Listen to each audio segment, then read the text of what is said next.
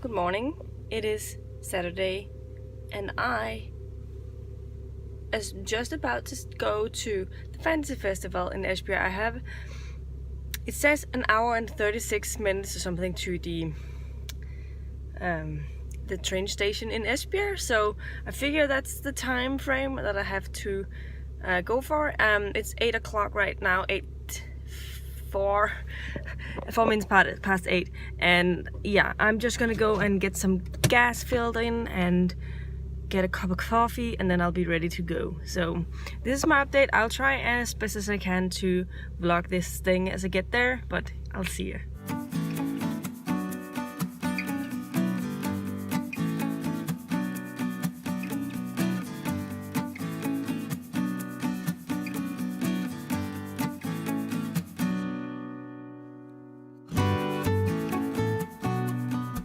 Okay, so I arrived at the Fantasy Festival. I will start by showing you some clips of the opening speech, which was from Patricia, Briggs and Sebastian de Castell, who are the guest of honors, the international guest of honors at least. I'm currently just walking around trying to figure out things.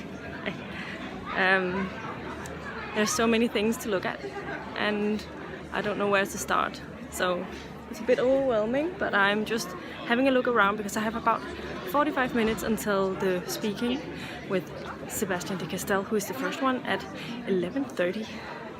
So all of you here obviously are fans, and so you know what I'm going to tell you about it.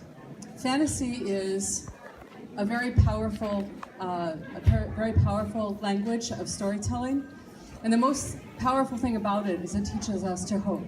It teaches us that a little hobbit can save the world with just guts and determination. And it reminds us that heroes are an everyday thing. Heroes are not just the, can you, this is better. Okay, so, you guys all missed the first part of what I said. That's all right. So fantasy is a language of hope, and it's a language of dreams, and it's a language of power.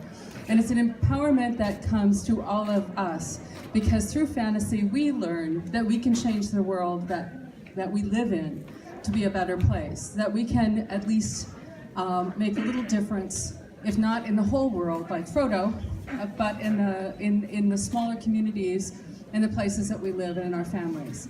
So I am so privileged to be here with you, who are readers, who are amongst the most powerful people on the planet, because you have the gift of knowledge and you have the gift of dreaming.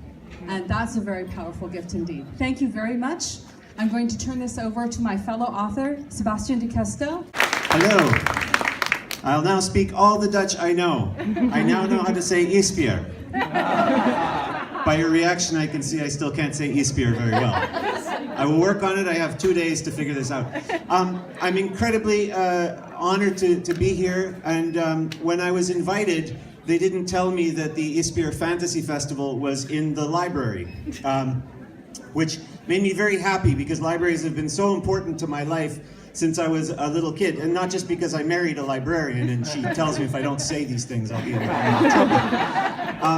But when I was a little boy, I lived in a town that was smaller than Esbjerg. And then when I was a teenager, I had to move. I know I can't say Esbjerg. I thought it was Esbjerg. So.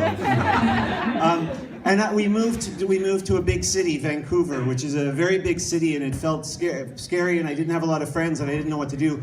And the library was the one place I could always go, and I could find books, and I could find wonder, and I could find what Patty was saying, that sense of hope, that there's something bigger and better out there. And so I hope over these next 2 days we'll get to share in some of our own stories of finding enchantment and bringing that back with us into our daily lives.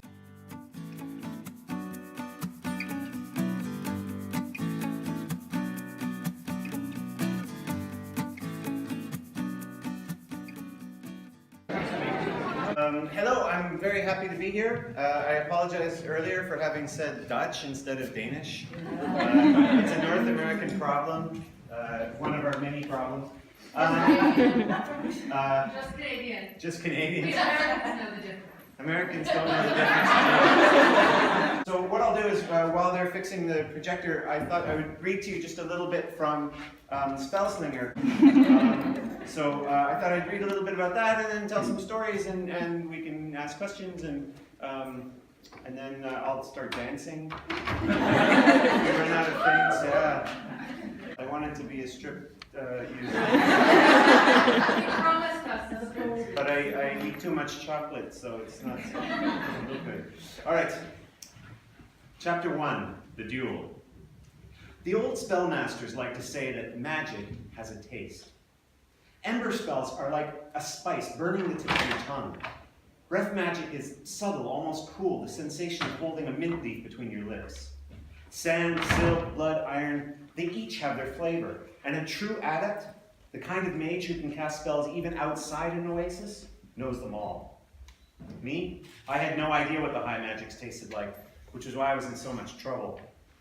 Tanat waited for me in the distance, standing inside the 7 marble columns that ring the town oasis. The sun at his back sent his shadow stretching all the way down the road towards me. He probably picked the spot for that, precisely for that effect. It worked too, because my mouth was now as dry as the sand beneath my feet, and the only thing I could taste was panic. "Don't do this, Kellen," Nefenia pleaded, quickening her step to catch up with me. "It's not too late to forfeit." I stopped. A warm southern breeze shook the flowers from pink tamarisk trees lining the street. Tiny petals floated up into the air, glittering in the afternoon sun like particles of fire magic. I could have used some fire magic just then. Actually, I would have settled for just about any kind of magic. Nefenia noticed my hesitation and unhelpfully added, "Tanat's been bragging all over town that he'll cripple you if you show up." I smiled, mostly because it was the only way I could keep the feeling of dread that was crawling up my stomach from reaching my face. I'd never fought a mage's duel before, but I was fairly sure that looking petrified in front of your opponent wasn't an especially effective tactic. "I'll be fine," I said, and resumed my steady march towards the oasis. "Nefenia's right, Kel," Panassi said, huffing and puffing as he struggled to catch up. His right arm was wrapped around the thick covering of bandages holding his ribs together. "Don't fight Tanat on my account." I slowed my pace a little, resisting the urge to roll my eyes. Panassi had all the makings of one of the finest mages of our generation. He might even become the face of our clan at court one day, which would be unfortunate since his naturally muscular frame was offset by a deep love of yellowberry sweetcakes, and his otherwise handsome features were marred by the skin condition that was the inevitable result of the aforementioned cakes. Trying to figure out what drives the ideas, what's underneath the ideas, is much harder. And I think when people ask the question, where do you get your ideas from? Part of it is because they want to know for themselves, like, where do I get my ideas from? How do I find the ideas if I want to start writing? So I thought what I would do is talk to you a little bit about some of the ideas that went into Spellslinger and some of my other books, and then maybe together we can figure out where ideas come from. Because I have a lot of other books to write, and I swear I've got no more ideas. So if you could help me, I would really appreciate it. When I started writing Spellslinger, there are 3 main characters. I always sort of think of books first in terms of characters. And when I wanted to write about Kellen, I was thinking a lot about one of my favorite fantasy series, which is the Harry Potter series. And those are wonderful books. And I hope you love them as much as I do, because I'm about to tell you awful things about them. So the problem that I had when I was a teenager, I read a lot of fantasy novels, and all the fantasy novels I read, the character was always sort of the chosen one, and that they had this great destiny, right? They thought they were ordinary, but it turned out they were very important. And I don't know what it was like for you in high school, but I remember the day I was 16 years old and I walked into the hallway before the first bell, before the first class, and I was at my locker. And I looked in the hall and I saw all my classmates coming in, and I suddenly had this thought. I mean, it's a thought I should have had before, but that was when I had this thought. I realized, I'm not the strongest person here. I'm not the smartest person here. I'm not the most talented person here. I'm certainly not the best looking person here. I don't even have the best personality. Personality is the thing you're supposed to have when you don't have all the other good things. I wasn't even that nice. I was clearly not the chosen one. And so that was very difficult for me because all of my fantasy books had told me that I was going to discover I was the chosen one. But there's more than that too. In all the fantasy I read, you always turn out, you discover this super talent, that there's something you're incredibly talented at. So I kept waiting for my talent to appear, and it never appeared, which is why I didn't become a stripper. And also, it was strange because in so many fantasy novels that I read, the main character, it seems like their parents didn't love them at first, and then you find out they love them more than all the other parents. So I went home, and I looked at my mom and dad, and no. I think they loved other kids more than me. You could bring a random kid into the house, and they would be like, oh. And I'd walk in, and they'd be like, you. And then it also always turns out that somehow the main character thought they were poor, but they end up being fabulously rich. And that also didn't happen to me. So what was strange for me is just when I was writing this book was just remembering how my own experience was so different from so many characters that I read about in the books that I loved. Because for me, it was discovering that I was not the chosen one. I didn't have all of these things. They weren't going to happen to me. And I noticed that for a lot of people and my classmates, they all had the same problem. Most of them discovered they weren't the chosen one either. Anyone who did think they were the chosen one now works in a petrol station. There's nothing wrong with that as a job, but they all thought they were going to be famous football players. Like real football, not what you guys do with it. I should go back to referring to the Danes as speaking Dutch.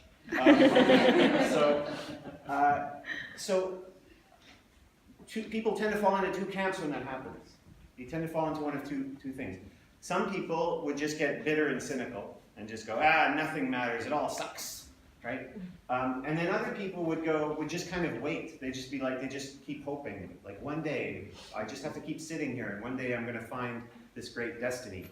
And I was really lucky because I had people around me who, I was living with my older sister at the time, and she's a feminist scholar.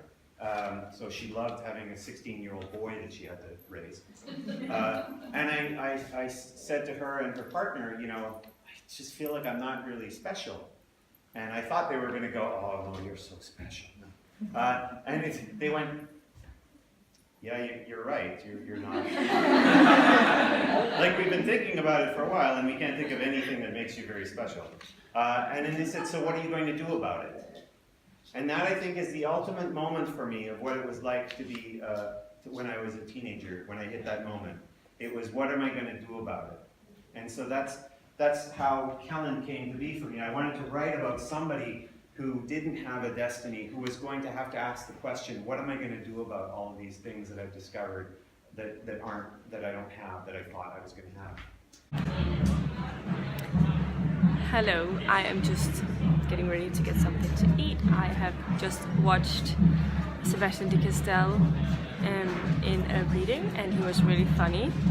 Had a lot of great things to say, and really interesting hearing him talking about how he came up with the ideas of the characters and everything, and also the process of the layout of the cover was really funny. I didn't get to film that part. This was a lot of fun, and I'm really hungry, so I'm going to eat this, and then we'll see if I have time before I have to see Patricia Briggs. She wasn't at all what Tom had expected. Their Pax hired witch was a motherly woman of indeterminate years who wore swanning robes in bright hues and smelled strongly of patchouli and old blood that didn't quite mask something bitter and dark. When he played John's message for her, she'd hung up the phone and refused to answer it again. By the time he had driven to the witch's house, it was shut up and locked with no one inside. That was his first clue that this Sawan coven might be even more of a problem than he thought, and his worry had risen to a fever pitch. He'd gone down to the underpass where his brother had been living and used his nose through the parks and other places his brother drifted through. But wherever they were holding John, and he refused to believe John was dead, it wasn't anywhere near where they had kidnapped him. His alpha didn't like pack members concerning themselves with matters outside of the pack. Your only family is your pack, son. Tom didn't even bother contradicting him. He had gone to Chew instead, the Emerald City Pack's only submissive wolf. Alan worked as an herbalist and knew almost everyone in the supernatural world of Seattle. When he told Alan about the message John had left on his phone, Alan had written this woman's name and address and handed it to him. He'd have thought it was a joke, but Alan had better taste than that. So Tom had gone looking for a witch named Wendy Mora Keller. Mercy herself is super fun, and her voice is in my head really well. So when I sit down to write a Mercy book, I don't stutter very often, because I always know that whatever she does is I have like 5 different things, and I pick the least likely because that's the way she runs, and I like that. But boy, if I had to pick a favorite, mostly maybe Ben, because he was so much fun. I knew who he was when he walked on the stage and moon called, and I knew that he was a horrible person, but I also knew why he was a horrible person, and to me that always makes a big difference. And I like to let people settle with him and decide they really don't like him, and they really don't like him, and then tell him why he's the way he is, and watch them go, but no, I like him, that's not fair, it's kind of fun. Sorry. Oh, is she ever gonna get payback from vampires? Of course. Oh yeah, of course, and it will be subtle and awful. And then she'll do something like put blue dye in Marsilia's shampoo or something. We'll see what happens, right? Yeah, I know. Marsilia really does not like Mercy, but she's not above. Marsilia is the queen of the vampires in the Tri-City, but she's not above using her for her own purposes. And as soon as Mercy is not useful anymore, then we might see some bad things happen. Because it's an urban fantasy novel. Bad things always happen. Like every morning I get up and I go to my knees and I thank Heavenly Father that for one, I got the best job in the world, and for two, that I am not the protagonist of an urban fantasy series. Hello friends. I am at my hotel now. I went into bed under the duvet because my legs and feet are cold. But I just came back from dinner and I didn't get to check in with you earlier, but I just went to dinner. Patricia Briggs herself and her friend from the US, they were both there from the US obviously, and then 6 other girls who I just happened to meet in the queue where we were waiting for our books to become signed. I was just standing with these people. They were really big fans of Patricia Briggs's books, obviously, because I think the majority of people there were fans of hers that had read her before, at least some of it. And we just got to talking because we were standing there for like an hour and a half, and they just tagged me along with stuff, and it was really nice of them. I mean, they didn't have to do that. It was just really nice of them. They are part of this group called Patty's European Group or something like that. So like a fan group or something for Patricia Briggs of European fans. So they sometimes gather for different events where Patricia Briggs is doing a signing. But so this was a really nice event. Patricia Briggs is just the nicest person ever. She was talking a lot about, we talked about all of the kinds of things.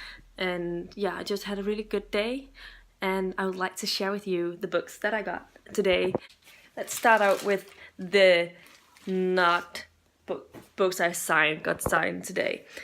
Books. The first one is A Time of Dread by John Gwynne, who is the author of I brought a book, so he was the author of The Faithful and Fallen, and I've said it before, but I love Malice, and I've really been enjoying this one. So I am eager to get into. I know that I will want to read this one afterwards. This is a spin-off to that, and it was only 50 kroners for a brand new book. And it is one of those big paperbacks. It's just so lovely.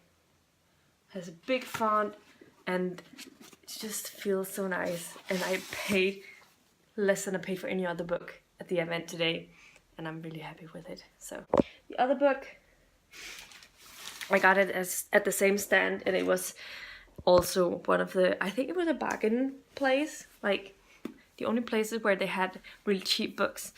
And so I got Shepherd's Crown by Terry Pratchett. This is the last and final book that he ever wrote, but it was only 80 kroners. It's more than what I paid for all of the other used books copies I have, but it's nice to have my copy of this one. I don't have to think about buying this later until I want to get the cute hard copies of all of them. Well, and I do have a good selection of the hardcovers now, and I'm just really happy about these two purchases. And now I'll show you my other parts of the haul. Let's start out with Mr. Sebastian Castell, because I bought all of the Spell Slinger books.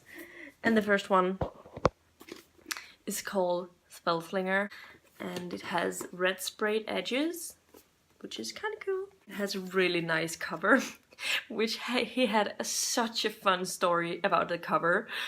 It was hilarious, because I don't know if you can tell. And then he has this squirrel cat around the neck, and there was a talk about how he came up with that animal to be part of this world, because it started out he wanted it to be a raccoon, which was funny, and then how the process went from the raccoon to this squirrel cat was amazing and really hilarious. I think the second book, I also got that, and that is a little one called Shadow Black. This is a larger paperback again. I don't know why they changed the sizes of the book. I couldn't get the first book in the large size, so I had to buy it. I mean, this is regular, normal trade paperback size, but this is like those large floppy paperbacks. But I love these covers, floppy ones. They're like amazingly, I like the texture of them and stuff. And this is Charmcaster, the third book. I don't know if it's the final book, because I don't know how long it's supposed to be.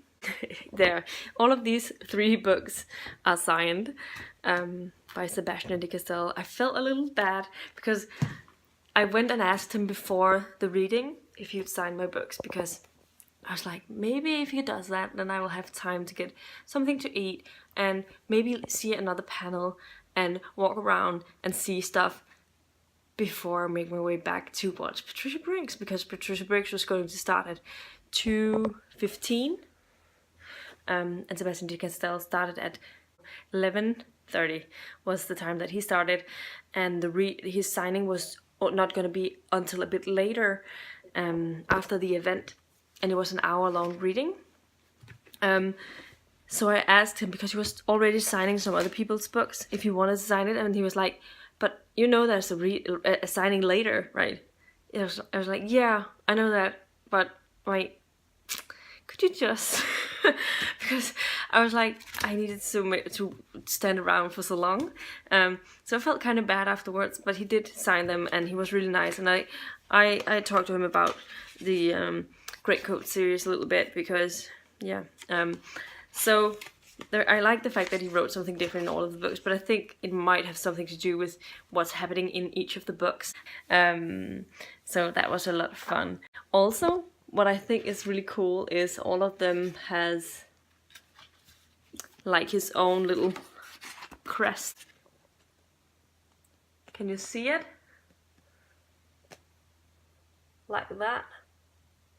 And that is awesome. Finally, lastly but not least, I also bought 3 Mercy Thompson books. No, yeah, I think they're all Mercy Thompson books. First I got Mooncall, which is the first book in the Mercy Thompson series. I want to collect them all, and I got it in the editions that I really want them in. She was so lovely, and the way that she had us talking to her, because you know when you get up to an author and you're for a signing and you don't really know what to say to them, because we're all shy. Oh well, some people are shy. She's always like, the way to get the people talking, she just asked, what's your favorite color? What's your favorite color? Because she had like multiple pens, and so she chose that pen to write in your books. and that is really a nice gesture, I think. She signed it. I don't think she wrote a lot of cool stuff, but she did draw a little wolf, which makes sense because it is a shifter novel. Then I got Fire Touch, which is the second to last book in the Mercy Thompson series so far. And I also have Silence Fallen by Patricia Briggs, which is the last and final one published in this series so far. The only one I need to get to read them all is Night Broken, and then I need to get all of the Alpha and Omega books, which is a spin-off series. I think that a lot of people have been reading them sort of, I don't know if it's because it's in publication order or something, but I think you're supposed to read them in an order where to get like extra value, so that you read the Alpha and Omega books in between the Mercy Thompson books. But I have just decided to keep on reading them the way that I've been doing so far, where I've been reading the Mercy Thompson books, like only those, and I haven't felt like I missed out on anything. And I think that when I go and read the Alpha and Omega books, I'll still enjoy those.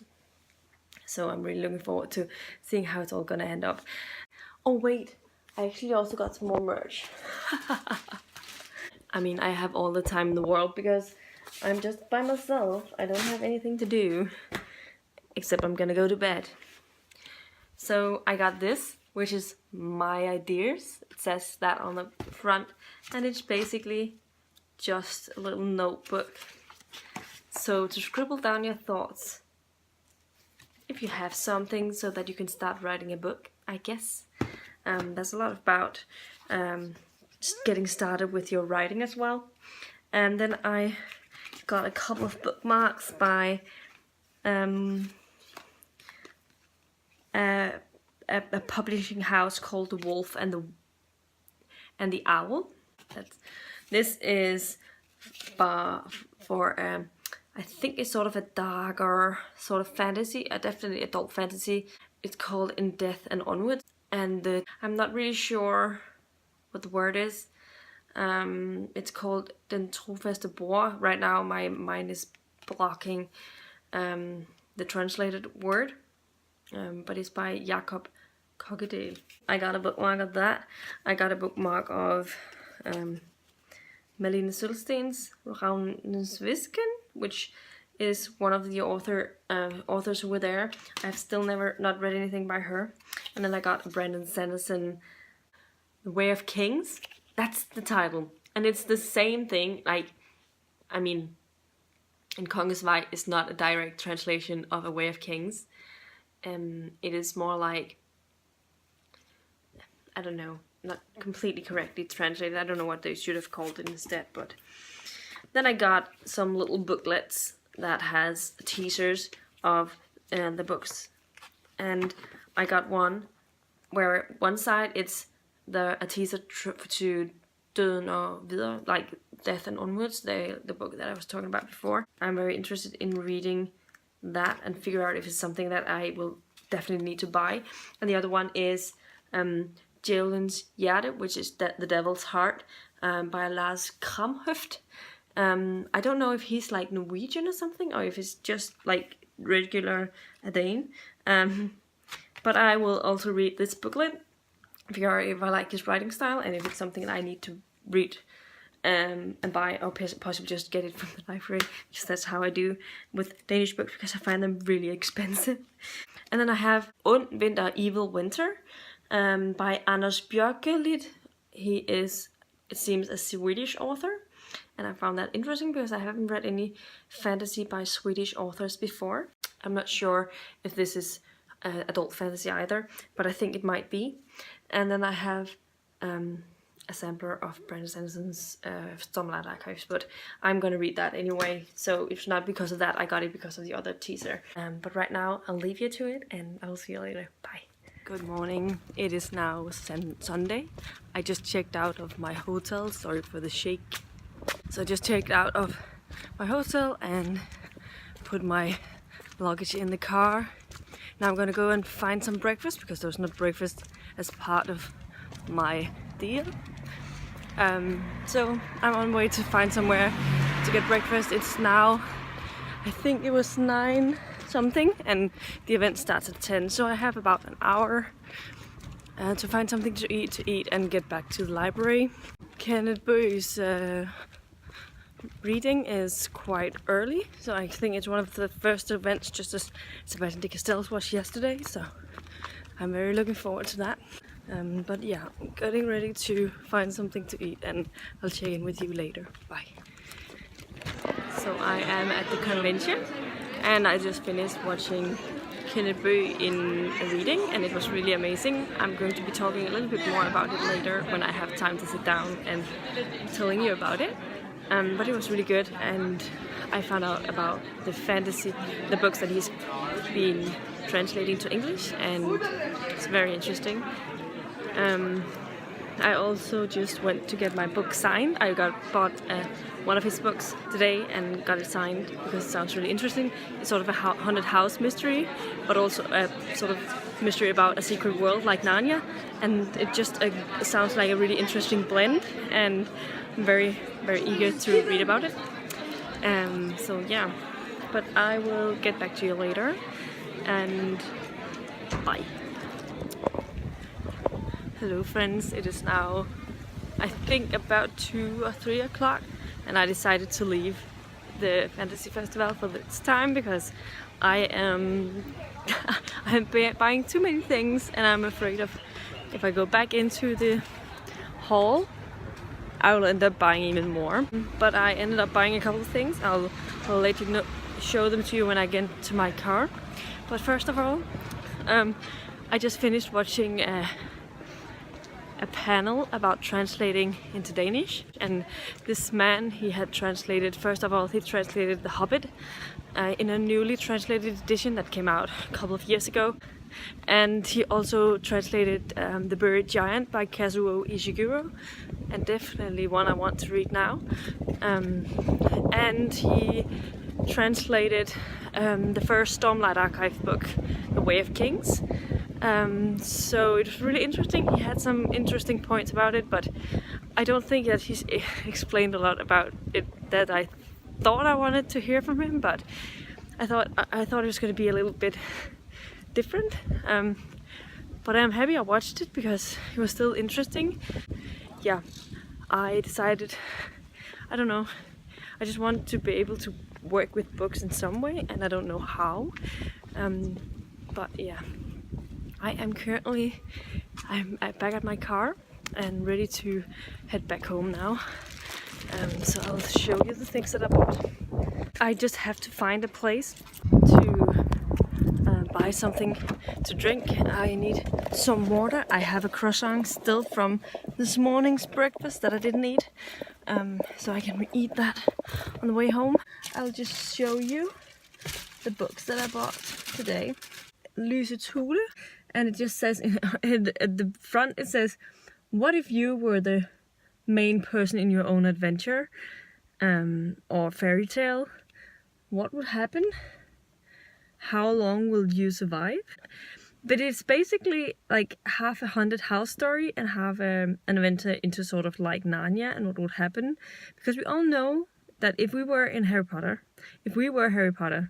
we would not survive very long because we suck at everything and no one has that power. And I find that interesting because Sebastian Castell had the same talk about the Chosen One, and so he chose to write his books where the powers that you gain in the Spellslinger's books is powers that are accessible to everyone, no matter who you are.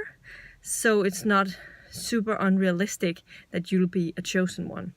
And this one just talks about it in a different way, that how he would go in there and he would die within the 10 pages. And the thing is that he does is that he keeps reliving the thing, like he gets to start over from just before he died and continue in this world, and that's the same thing again and again.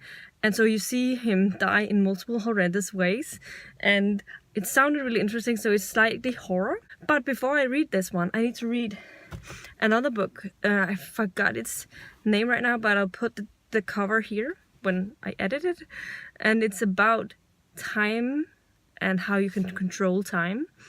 And apparently there's some references that go into the book. So that is that book, and I also got it signed, obviously, because I went in line to get it signed like this. He was really nice, and he was really interesting to listen to, and I asked him a couple of questions afterwards, and because he's getting it translated, and it was really interesting. I got this one because The Devil's Apprentice is being made into a musical, which is kind of awesome. And I got myself a little bookmark, which I think is also from this the same one. When I bought the book, I got this bookmark, which I also got yesterday, and I don't care about it because I don't know Malene Søtzi. So, another thing that I bought today, I've never bought any of these things before because I've never really come across them, but I bought a Harry Potter wand. I thought about what sort of wand I wanted, but I got Sirius Black's wand. Can I see it? I wanted that one because Sirius Black is one of my absolute favorite characters of the whole Harry Potter series, and I'm still sad that he passed away. Spoiler alert. The last and final things that I bought today was The Lathe of Heaven and Word for World is Forest by Ursula K. Le Guin in the pretty SF Masterworks edition that I'm trying to collect a little bit, and I'm very eager to get to them. I got a whole booklet with all of the things that comes out in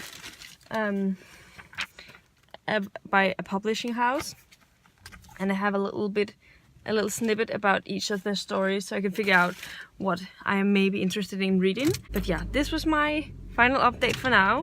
So see you around, and I hope you enjoyed the vlog. I hope it's not too long, but yeah, I didn't get to film much from the different stands out there, like with the book stands, because I don't know, I sort of forgot about it when I was walking around. But I hope you still find it interesting what I've filmed, and I will see you later in another video. Bye!